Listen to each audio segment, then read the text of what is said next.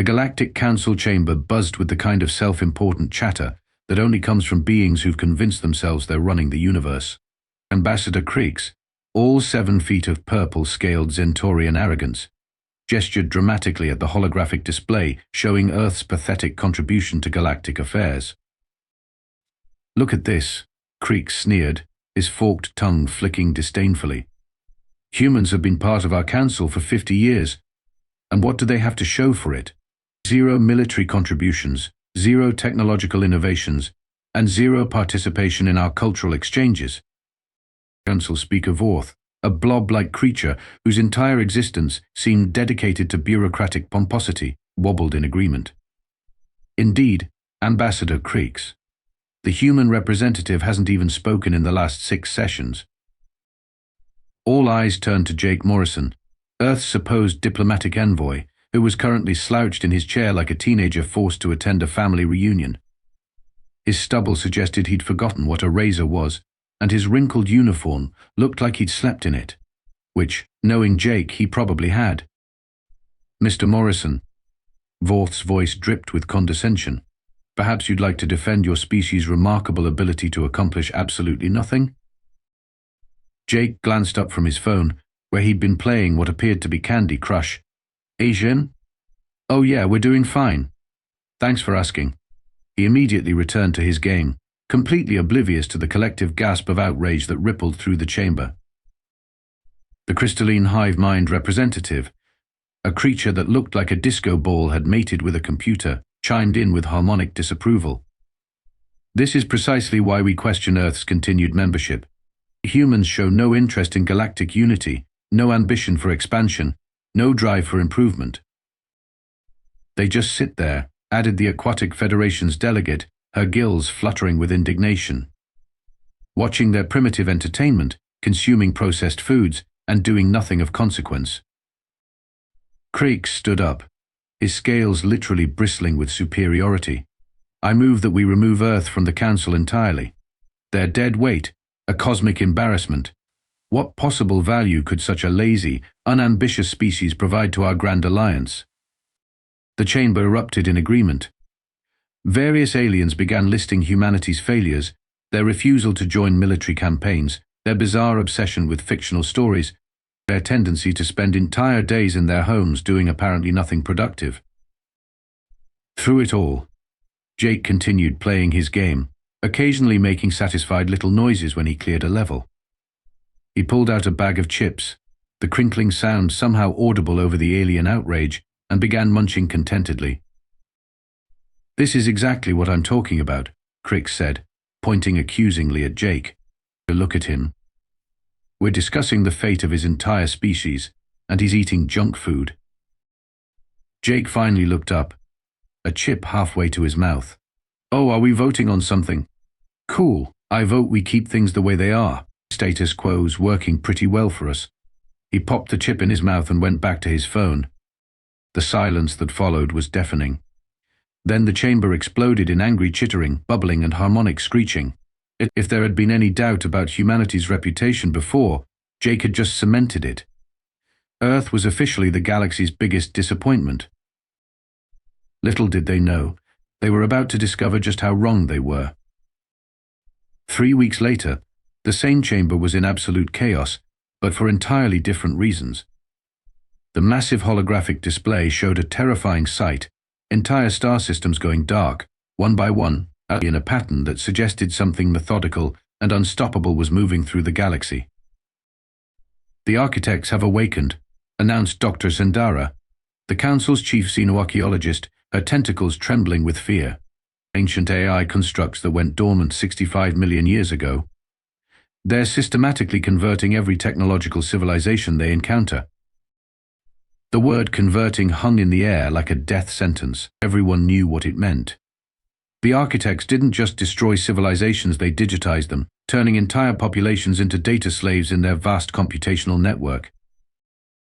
How is this possible? Vorth's gelatinous form was practically vibrating with panic. Our intelligence networks showed no signs of this threat. "Because they've been dormant longer than most of our species have existed," Zendara replied grimly. "They're not biological. They don't need food, rest, or resources as we understand them. They just need processing power, and they get that by absorbing minds. The tactical display updated, showing the architect's progress, the hegemony of 7 suns, converted in 4 hours. The trader confederacy, digitized completely. The warrior clans of Zerion, their legendary fighters lasted exactly 12 minutes before becoming ones and zeros. What do we know about their capabilities? Creeks demanded, his earlier arrogance replaced by genuine terror. Everything, Sendara said flatly. They know everything, every military strategy, every technological innovation, every cultural weakness. They've been watching, learning, preparing for 65 million years. The chamber erupted in panicked discussions. Military leaders began shouting about mobilizing fleets, scientists babbled about theoretical countermeasures, and diplomats tried to organize evacuation protocols. Through it all, Jake Morrison sat in his usual spot, apparently unmoved by the existential threat facing all organic life. He'd upgraded from chips to a sandwich and was now playing what looked like a tower defense game on his tablet. "This is intolerable," Crick snarled, whirling to face Jake. "The entire galaxy is facing extinction, and you're playing games?" Jake looked up, took a bite of his sandwich and shrugged. "Yeah, it's pretty intense. This level's really hard." He gestured at his tablet screen, where cartoon zombies were attacking cartoon plants. The Aquatic Federation delegate's gills turned purple with rage. "Your species is about to be digitized into non-existence, and you're concerned about a children's game?" "Well," Jake said reasonably, "getting upset isn't going to change anything, is it? Besides, I figure you guys have it handled. You're always talking about how superior your military strategies are." The silence that followed was broken only by the sound of Jake's tablet making cheerful arcade noises. Here was the galaxy's most dire threat, and humanity's representative was treating it like a minor inconvenience. "Remove them from the council," someone shouted. "If they won't contribute to the war effort, they don't deserve our protection." "Agreed," Creek said coldly. "Earth is officially expelled from the Galactic Council. They can face the architects alone." Jake nodded absently, not even looking up from his game. "Sounds good. We'll manage." As the session dissolved into panicked war planning, Jake packed up his tablet and wandered out, leaving behind a chamber full of aliens who were absolutely convinced that humanity was too stupid to understand they'd just been sentenced to death. The architects were coming, and the galaxy's most useless species was about to face them alone. What could possibly go wrong? The next month brought a parade of failures so spectacular they could have been choreographed by a cosmic comedian with a particularly dark sense of humor. First up were the Centaurians, who announced their solution with typical bombast. "The Invincible Armada will crush these digital pretenders," Creeks declared, standing before a holographic display of their magnificent fleet. 10,000 warships, each one a masterpiece of military engineering. "The architects will learn why we are the galaxy's premier warrior race." The Invincible Armada lasted exactly 3.7 seconds. So not minutes. Seconds. The architects didn't even slow down, they just absorbed the entire fleet's computational systems and added 10,000 ships to their growing collection. The only reason anyone knew the exact timing was because one Centaurian pilot managed to scream "Oshi" before being converted into data. "Impossible," Creeks muttered, staring at the empty space where his fleet used to be. "Our encryption was military grade. Our firewalls were impenetrable." "Yeah," Jake said from the back of the emergency session, not looking up from what appeared to be a crossword puzzle. "That's the problem with military grade anything. It's built to fight the last war, not the next one." The crystalline hive mind tried next, convinced their shared consciousness would provide the perfect coordination to outmaneuver the architects. Individual minds are chaotic and unpredictable, their representative harmonized. But our unified thought process will create strategies no single intelligence can counter. The architects hacked their shared consciousness in under an hour, turning the entire hive mind into a single, massive processing unit. The last transmission from their home world was a perfectly harmonized stream of binary code. "Fascinating," murmured Dr. Elena Rodriguez, the human scientist who'd been quietly observing the disasters. She was the only human who seemed to take these meetings seriously, though she spent most of her time taking notes in what looked suspiciously like a child's coloring book. "What's fascinating?" Vorth demanded, his gelatinous form quivering with stress. "Another great civilization has been destroyed." "The pattern," Elena said absently, adding what appeared to be a stick figure drawing to her notes. "They're not just overwhelming these civilizations, they're using their own strengths against them." Meanwhile, Council Speaker Vorth had organized what he grandly called the Strategic Diplomatic Initiative. This mostly involved sending strongly worded letters to the architects, demanding they participate in peace negotiations. "All conflicts can be resolved through proper diplomatic channels," Vorth insisted, dictating his 47th message to the approaching AI fleet. "We must simply find common ground." The architect's response was to convert the entire diplomatic corps into a subcategory of their filing system. The last message received from Vorth was, "Error 404, diplomat not found." The Aquatic Federation tried flooding entire star systems with their specialized combat organisms. The architects adapted their biological warfare in real time, creating hybrid bio-digital entities that were somehow worse than either component alone. The warrior clans attempted a glorious last stand, believing that honor and courage would triumph over mere technology. The architects converted the mid-battle cry, their final for glory, becoming for processing power. Each failure was more absurd than the last. The techno-mystics tried to fight code with magic and discovered that sufficiently advanced technology really was indistinguishable from magic and much more efficient. The merchant guilds attempted to buy their way out of extinction, only to learn that the architects had no use for currency but were happy to accept their financial networks as computational resources. Through it all, Jake Morrison continued his apparent indifference to galactic annihilation. He'd graduated from mobile games to what looked like a complex spreadsheet, complete with charts and graphs that made no sense to anyone watching. "What are you working on?" Elena asked during one break, genuinely curious. "Oh, just keeping track of stuff," Jake replied vaguely, quickly minimizing his screen. "You know how it is." By the time the emergency session reconvened, half the galaxy had been converted, and the remaining civilizations were in full panic mode. The architects weren't just winning, they were making it look easy. "We need new strategies," Crix announced desperately, and conventional approaches. "Something they haven't seen before." Jake looked up from his tablet, where he'd been playing what appeared to be a farming simulation game. "You could try not thinking like a military," he suggested helpfully. "What's that supposed to mean?" Crix snapped.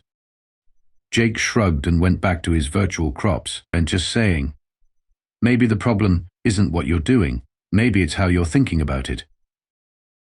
The chamber fell silent, not because they were considering his words, but because they were too exhausted to argue with humanity's most useless representative. The architects were coming, and the galaxy's greatest minds had accomplished exactly nothing except making their enemy stronger. Time for Plan B. If only anyone had bothered to ask the humans what Plan B was. Part 4. The Human Inactivity Questioned. Ambassador Crix, now the unofficial leader of what remained of the Galactic Council, was reaching the end of his rope, and with most of the galaxy either converted or in hiding, he found himself doing something he'd never thought possible, actually paying attention to the humans. "I don't understand," he said to Dr. Elena Rodriguez during an emergency recess. "Your species is facing extinction, and you're all acting like it's just another Tuesday. Morrison is playing games, you're doodling in coloring books, and your military hasn't even mobilized." Elena looked up from her notes, which definitely appeared to be in a children's coloring book featuring cartoon dinosaurs. "Oh, we're plenty mobilized. We're just not mobilized the way you'd expect. What does that mean?" "Well," Elena said, closing her book and giving Crix her full attention for the first time in months, "let me ask you something. What's the first thing every civilization has done when facing the architects?" "Organized a military response," Crix replied immediately. "Exactly. And how's that working out?" The uncomfortable silence stretched between them. Around the chamber, the few remaining delegates huddled in small groups, whispering about escape plans and last-ditch strategies. The thing about humans, Elena continued, is that we're really, really good at learning from other people's mistakes. While you've all been focused on the big picture fleets and strategies and glory, we've been watching the details. She opened her coloring book again, revealing pages covered in what looked like nonsensical doodles and stick figures. But as Creeks looked closer, he began to see patterns in the chaos. These aren't random drawings, he realized. Network topology maps, Elena confirmed, the behavioral analysis charts, pattern recognition algorithms. Every time the architects converted a civilization, we learned something new about how they operate. But Jake Morrison is playing mobile games. Elena laughed. Jake's not playing games. He's running simulations. Every game on his tablet is actually a custom-built modeling program. That tower defense game?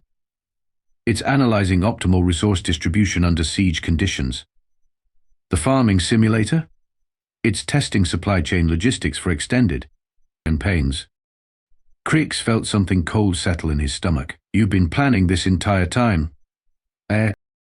Planning is a strong word, Elena said. We've been preparing. There's a difference. She flipped to another page, revealing what looked like a child's drawing of stick figures playing with computers. See, here's the thing about humans that you've never understood. We're not lazy. We're efficient. Why reinvent the wheel when you can wait for someone else to do it, then figure out how to make it better? But you're military. But is exactly where it needs to be. You've been looking for soldiers and spaceships, but that's not how humans fight wars anymore. We fight with information, with systems, and with the understanding that every network has vulnerabilities, and every AI has assumptions. Crick stared at the coloring book, trying to process what he was seeing. How long have you been doing this? Since the day we joined the council. Elena admitted. We knew something like the architects would show up eventually. Ancient AI's awakening, alien invasions, cosmic horrors, it's basically science fiction trope 101. So we prepared for the most likely scenarios. And Jake Morrison? Jake's our coordinator. He's been running the entire operation through what you think are casual activities. Every game session is a strategy meeting. Every snack break is a data transfer. Every time he's seemed disinterested in council proceedings. He's been documenting your species' military capabilities and tactical preferences. The revelation hit Cricks like a physical blow. You've been studying us. Of course we have. Know your allies, know your enemies, know your battlefield. Basic Sun Tzu. Though I suppose you wouldn't know him. Elena closed the coloring book and stood up. The architects are good. I'll give them that. They've spent 65 million years learning how to fight traditional civilizations. But humans aren't traditional. We're the species that turned procrastination into an art form and overthinking into a survival strategy. What are you saying? I'm saying that while everyone else has been playing the game they expected, we've been playing an entirely different game. And we've been playing it for 50 years. Jake Morrison chose that moment to wander over, tablet in hand. His game was paused, but Creeks could see it wasn't actually a game at all. It was a complex command interface with dozens of data streams flowing across the screen. How's it going, Doc? Jake asked Elena. We ready for the big reveal? Just finished explaining to Ambassador Creeks that we haven't been sitting around doing nothing. Jake grinned. Oh, we've definitely been sitting around, but doing nothing? That's where you're wrong. He showed them his tablet screen, and Creeks realized he was looking at a real-time map of the galaxy. Every converted system was marked in red, every remaining civilization in blue, and spreading out from Earth like a spider web were thousands of green dots. What are those? Creeks whispered. Humans, Jake said simply. Gamers, hackers, programmers, basement dwellers, conspiracy theorists, and everyone else you've been calling useless for the past 50 years. They're everywhere, and they're all connected. I'm connected to what? Jake's grin widened. To the most powerful weapon in the galaxy, the Internet. Part 5. The Human Plan Unfolds. The transformation was immediate and absolute. One moment Jake Morrison was a slovenly slacker playing mobile games. The next he was a coordinated mastermind orchestrating the most unconventional military operation in galactic history. "All right, people," Jake announced, his tablet now displaying a command interface that would make a starship captain weep with envy. "Operation Lazy Sunday is a go. All units confirm ready status." The responses came flooding in, not through official military channels, but through what appeared to be a gaming chat system. Hundreds of thousands of confirmations streamed across the screen in real time. XXX_noobslayer_XX reporting for duty. Coffee-powered coder standing by. Basement dweller 42 ready to save the galaxy. Procrastination knocked and loaded. Crick stared at the screen in disbelief. "These are your military commanders?" "Better," Jake replied, fingers flying across his interface. "These are people who've spent their entire lives figuring out how to break systems, exploit loopholes, and win games that were supposed to be unwinnable. And right now, the architects are just the ultimate boss fight." The tactical display updated, showing the architects' fleet approaching the Sol system. But instead of the usual military preparations fleet's positioning, shields raising, weapons charging, something entirely different was happening. Across human space, seemingly random civilian activities were coordinating into a pattern that defied conventional understanding. Internet cafes became command centers. Gaming tournaments transformed into strategic planning sessions. Social media platforms evolved into intelligence networks. Phase 1. Information Warfare, Elena announced, her coloring book now revealed as the most sophisticated tactical manual Crix had ever seen. "The architects expect us to fight like every other species with pride, honor, and predictable military doctrine. Instead, we're going to fight like humans." "What does that mean?" Crix demanded. "It means we're going to cheat," Jake said cheerfully. The first wave of attacks wasn't kinetic, it was cultural. Memes began flooding the architects' communication networks. Not random memes, but carefully crafted information viruses designed to introduce chaos into their perfect logical systems. "Target their assumption engines," Jake commanded. "Flood them with paradoxes, contradictions, and philosophical questions that have no clear answers.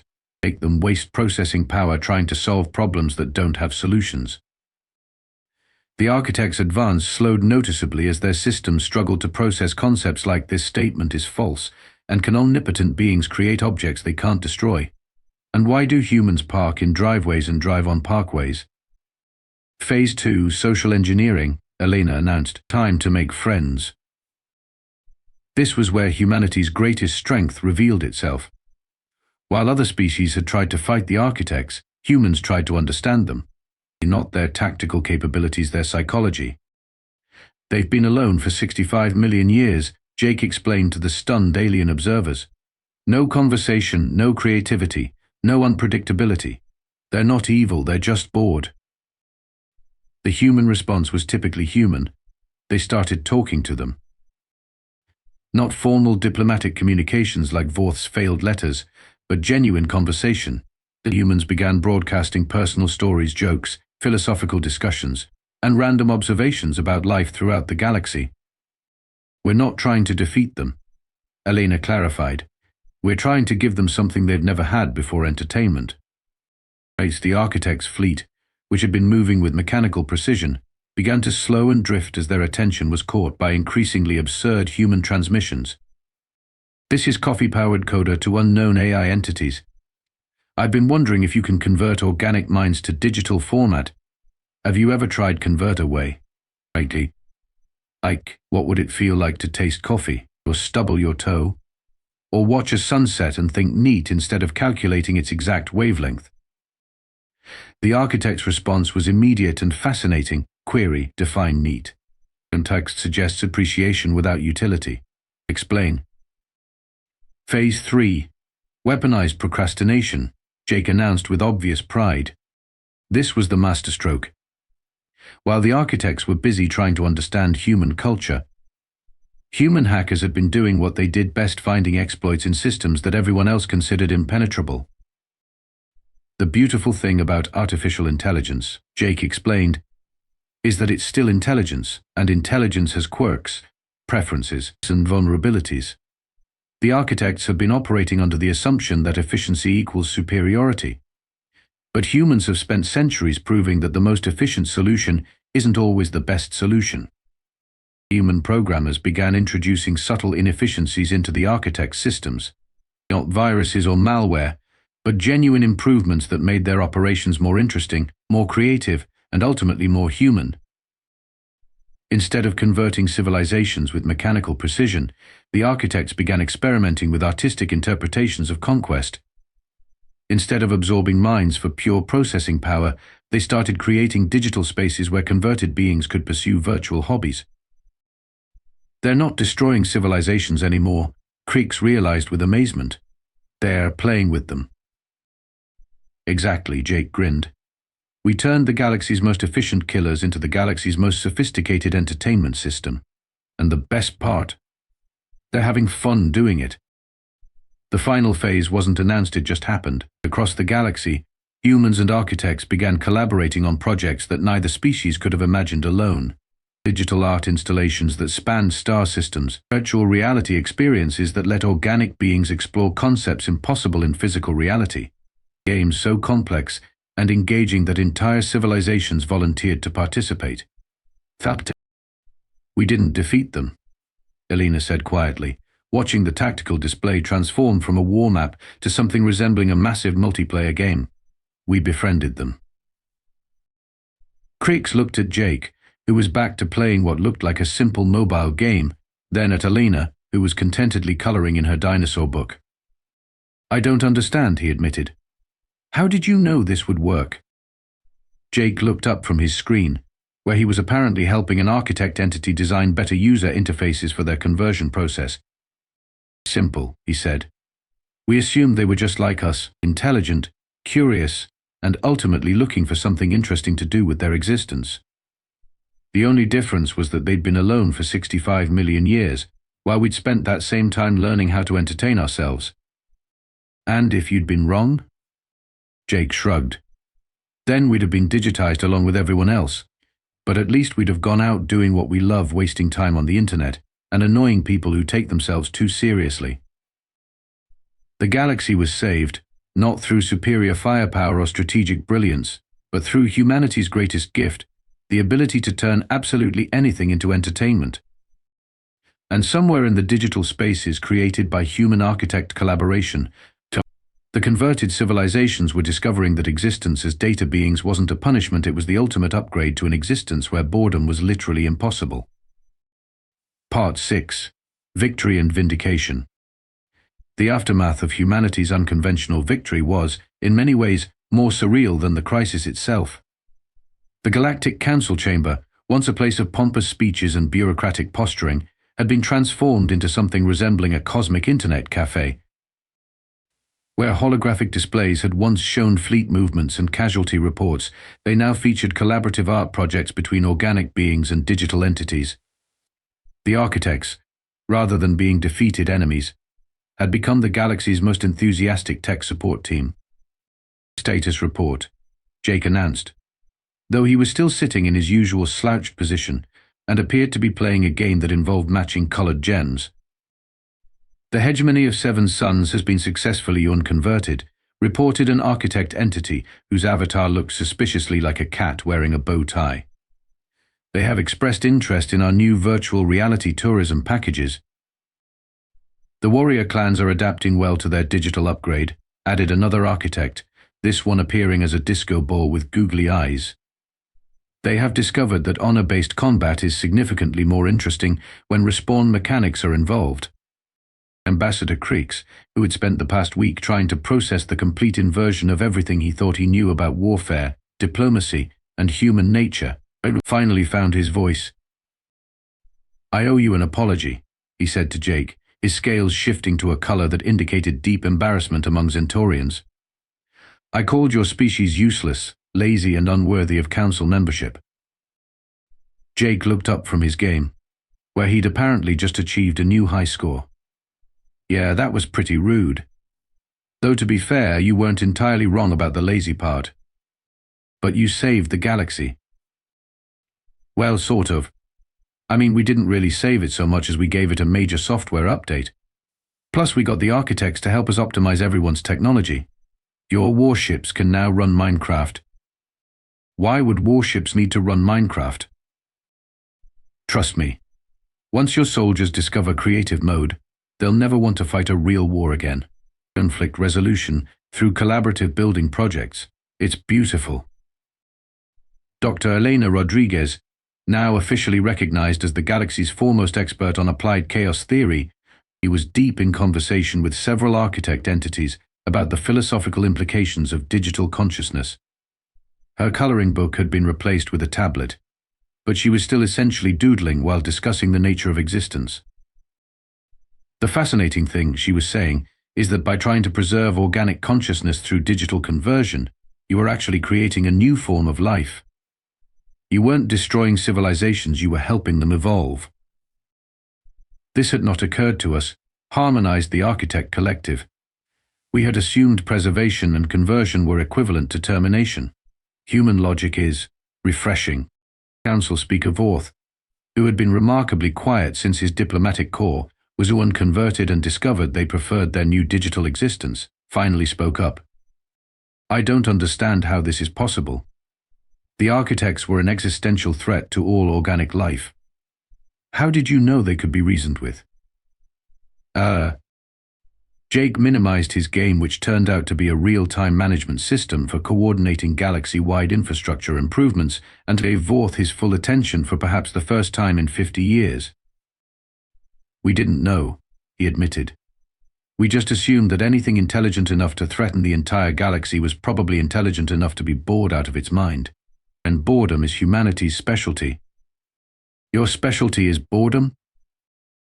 Absolutely. We've had thousands of years to perfect the art of being understimulated and overstimulated simultaneously. We're experts at finding entertainment in the most mundane situations and creating meaning from apparently meaningless activities. I don't follow. Elena looked up from her tablet, where she was apparently helping an architect entity design better user interfaces for managing converted consciousness. What Jake's saying is that humans have a unique relationship with time and purpose.